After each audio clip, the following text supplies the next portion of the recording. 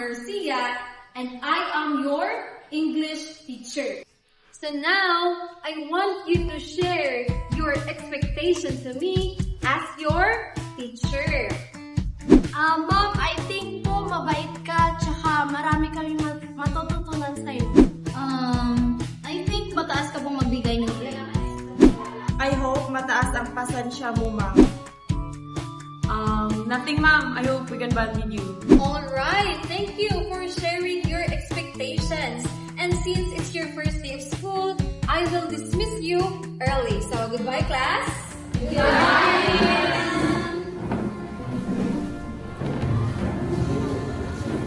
Uy, ang bait ni Ma'am, no? Ang ganda pa. Hi, tama ka na, te. Tara na.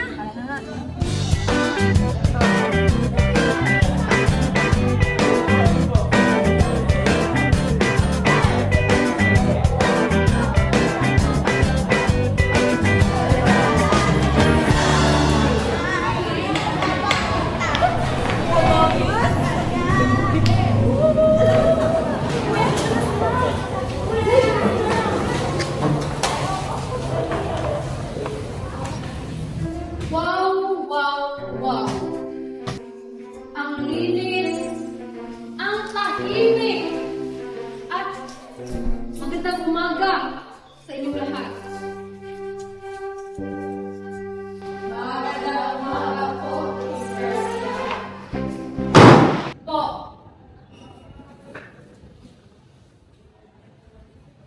Last meeting, we discussed about parts of speech. Now, who can give me at least one part of speech? Anyone? Miss Garcia, verb po. Alright, very good. Verb. As we all know, verb is an action word. So now, who can give me an example of a verb?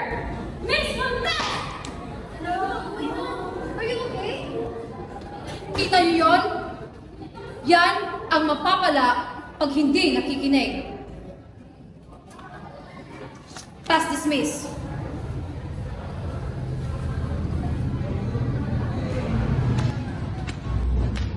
Garcia, Yes, Mrs. Matalino po. Oh, Mrs. Matalino. Do you have any concerns? It's about Max Mose.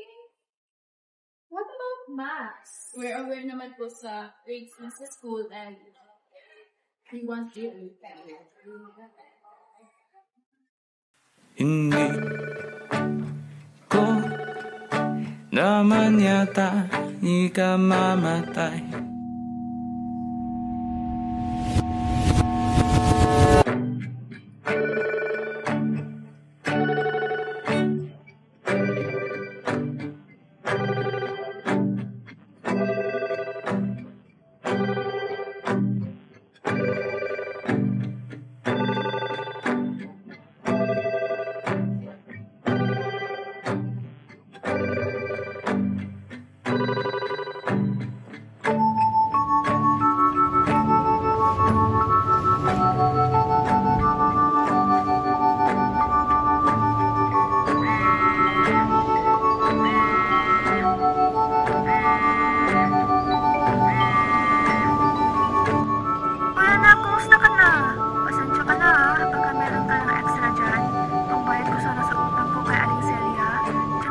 Pagdagdag na rin sa gastusin sa ospital ng papa mo.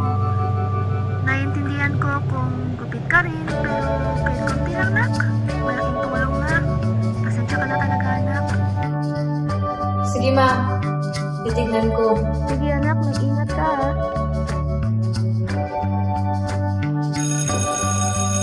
Okay. Get one and pass.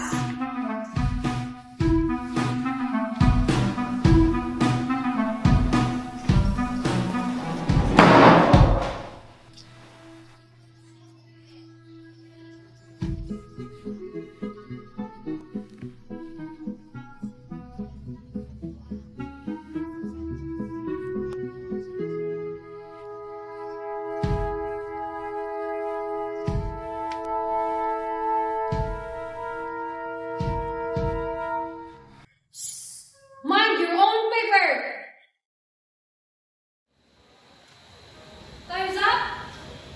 Finish or not finish, pass your papers! Teka lang, ma. Di ba ako tapos? In a count of 5, 4, 3, 2, 1.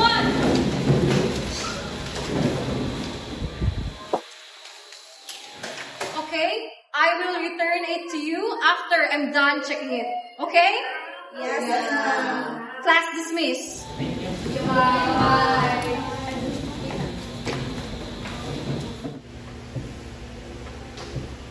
Ay, pakahirap talaga magpa-exam ni ma'am, no? Oo nga. Ang dami ko nga hindi nasagutan eh. Ay! Pati na lang kaya tayo mag-review. Sige, May sige. notes ka ba? Wait, titignan ko sa bag. Tulungan na kita. Sure. Magandang gabi, Miss Garcia. Oh, magandang gabi. Ay, ano? Naiwan ko sa room. Ano? Wait, kukunin ko muna, ah. Sige, antayin kita dito. May pinapabigay si Mama.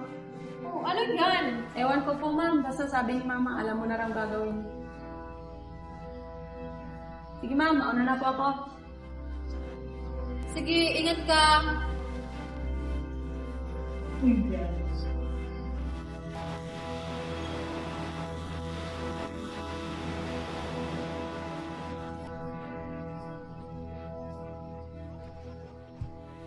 You know what, guys? I have chika.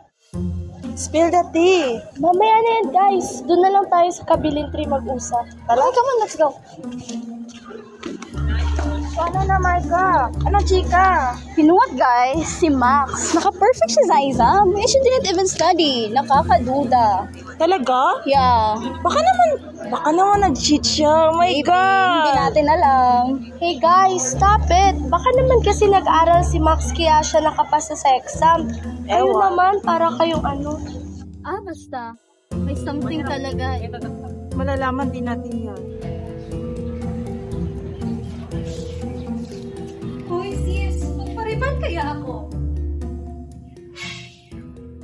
Alam mo, ba yung kumakalat na chismis?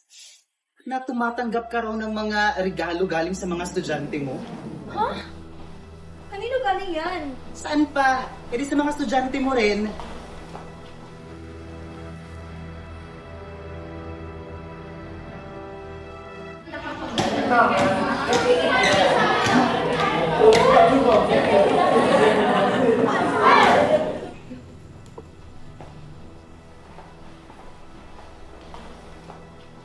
Mga putang ina kayo?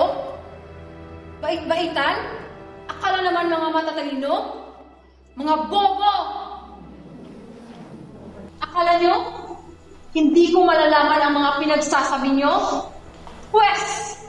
Nagkakamali kayo at hindi nyo masisira ang reputasyon ko.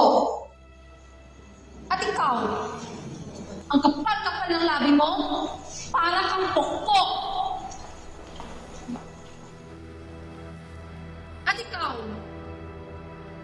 bait-baitan? Hindi ko pa alam pinagsasabi mo. Sumasagot ka ba, ha? Ma'am, tama na po, ma'am. Ano Tama!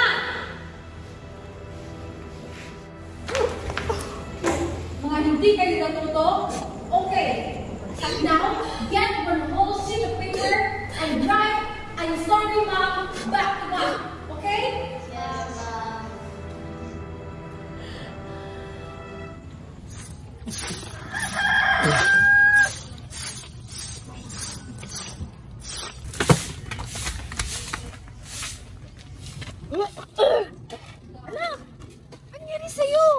Sakit na chat ko, Nay. Bakit parang papel ang sinuka mo? Kumakain ka ba ng papel doon? Nay, hindi po.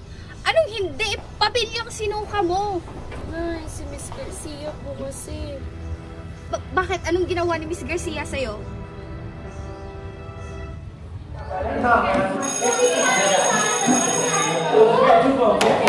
Tahimik! Hindi ba kayo natuto? Nay, tama na po, Nay. Nay, Nasaan wag yung na, tuloy Nay. mo? Ha? Nasaan? Nay, wag na, Sabihin Nay, mo! Ano? Gusto niyo ng long exam? Miss Garcia! Kapal naman ang mukha mo para gawin yon sa anak ko? Hindi mo nga siya kaya saktan, tapos ginanon mo lang? Teka. Anong ginagawa mo dito, Mrs.? Ba't ka nag-iiskandalo dito? Ang skandalo, pinakain mo lang naman ng papel yung anak ko. Sumuka siya sa bahay at papel yung sinuka niya. Anong klaseng guro ka? Hala ko ba nagtutulong ka dito? Yun ba yung tinutulong mo sa mga estudyante mo? Ha? Anong karapatan mo na pagbintangan ako? At anong karapatan mo na saktan ang anak ko? Wala akong sinaktang bata. Sigurado ka ba na wala kang sinaktang bata, ha? Teka, ano ba nangyayari dito? Miss Garcia. Iyang gurong yan, ma'am, sinaktan yung anak ko. Teka lang, hindi mo dapat tayo nag-aaway sa harap ng mga bata. Pwede lang dalhin na lang natin sa opisina. Okay lang ba? Miss Garcia. Sige, papatunayan ko na wala akong ginawa.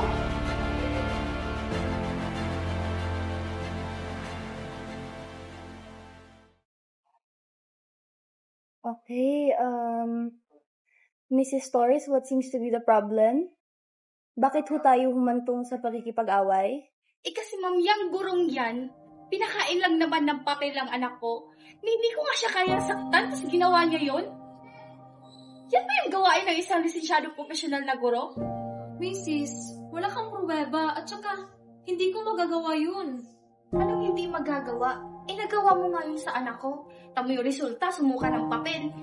Sumakit yung tiyan, hindi nga makakain dahil sa ginawa mo. Mrs., inuulit ko ho, wag po kayong magbibintang kung wala kayong ebidensya. Kaya nga ho, ma'am. Mahirap ang magbintang na wala ho tayong ebidensya. What we need now is evidence. Kung meron lang ho sana kayong maipapakitang litrato o kaya naman ay video. Meron ho ba? Magandang hapon po, ma'am. Baka po ito makatulong. Masama!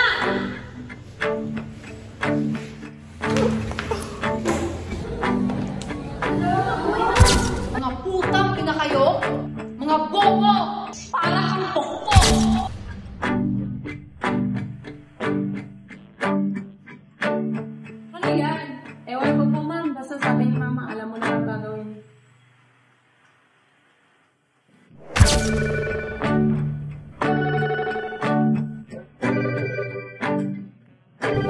this, Ms. Garcia?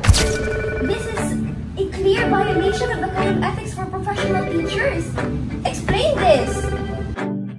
You're such a disappointment, Ms. Garcia. This incident will be reported to the division's office immediately.